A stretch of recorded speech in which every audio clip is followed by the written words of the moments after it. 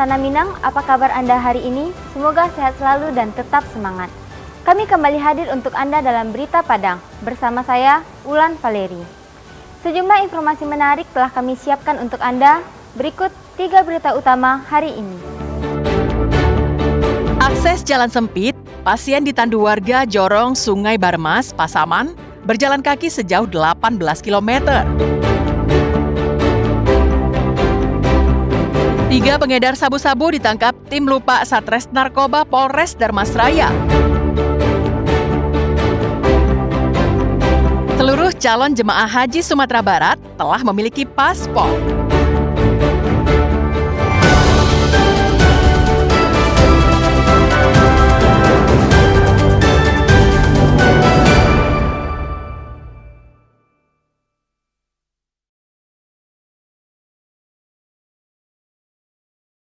Seorang warga Jorong Sungai Barmas, Nagari Cubadak Barat, Kecamatan Duokoto Pasaman, yang menderita sakit, harus dibawa dengan tandu oleh warga untuk mencapai puskesmas terdekat.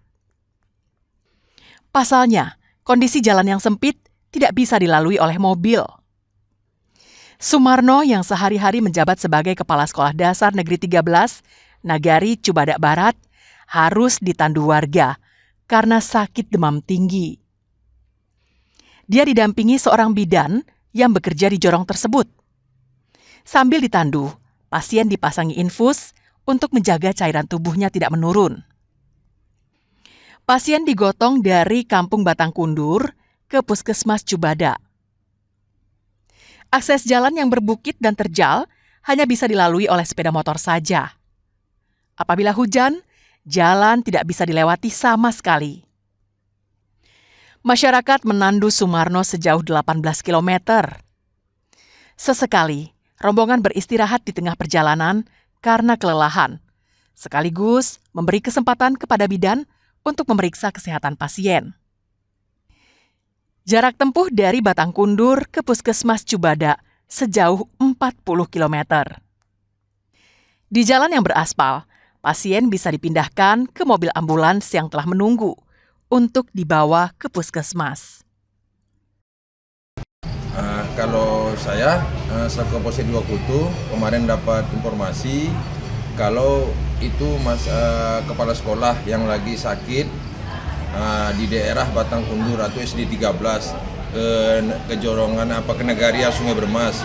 Jadi kalau memang kepala sekolah itu sempat ditandu lantaran memang akses jalan ke sana itu memang tidak bisa dilewati mobil, dan sepeda motor pun kalau sempat hari hujan memang tidak bisa juga dilewati. Keterisoliran seperti ini telah terjadi berpuluh tahun. Namun hingga kini tidak pernah dipikirkan oleh pemerintah kabupaten untuk mencarikan solusi terkait kondisi darurat yang dialami masyarakat Jorong Sungai Barmas. Fauzan melaporkan dari Pasaman.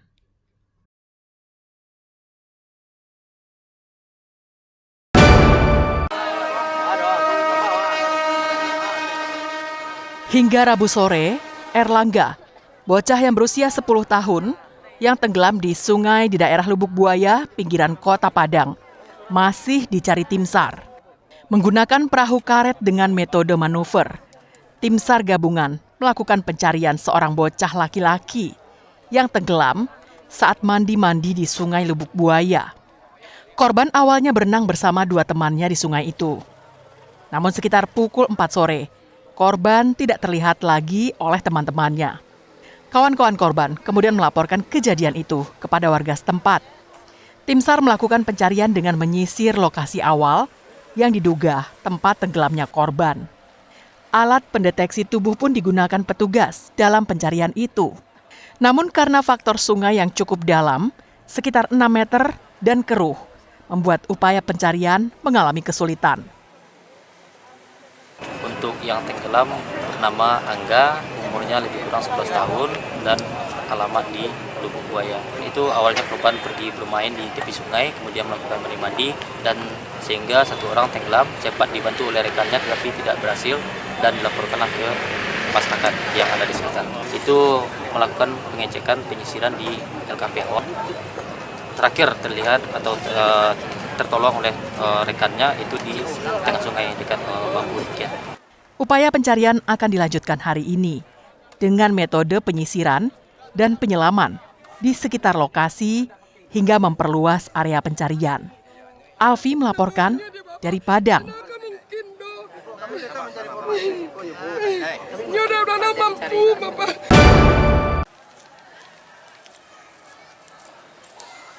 Warga Nagari Ampang Pulai, Kecamatan Tarusan, Pesisir Selatan, dihebohkan dengan penemuan mayat tanpa identitas yang mengambang di sekitar perairan Pulau Kumbang.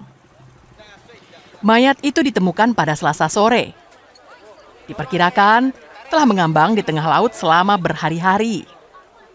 Tim SAR gabungan langsung menuju lokasi untuk mengevakuasinya.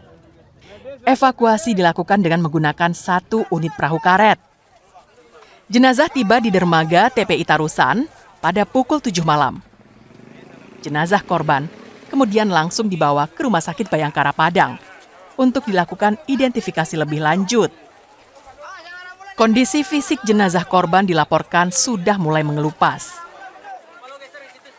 Jadi korban ini ditemukan oleh Bapak Budi.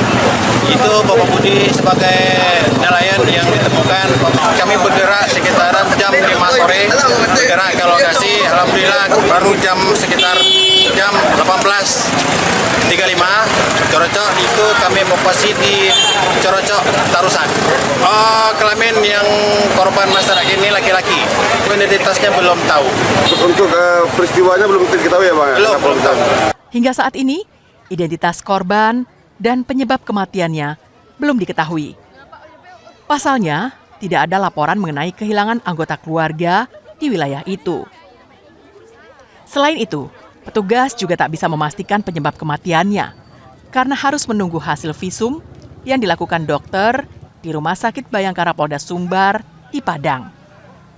Banta Fauzan, laporkan dari Pesisir Selatan.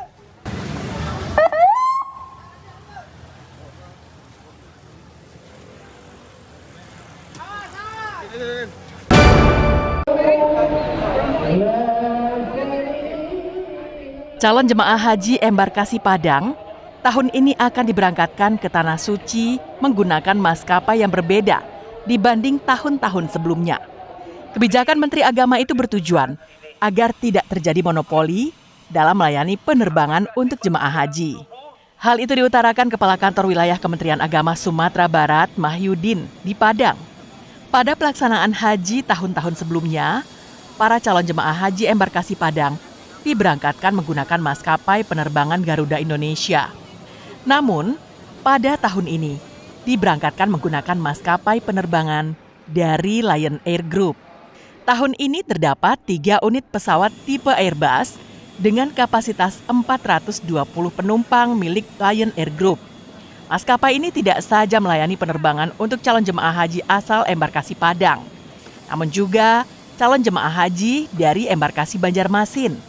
Pihak Kanwil Kementerian Agama Sumatera Barat juga telah menyosialisasikan kepada para calon jemaah haji embarkasi Padang terkait adanya perubahan penggunaan maskapai dalam melayani penerbangan dari tahun sebelumnya.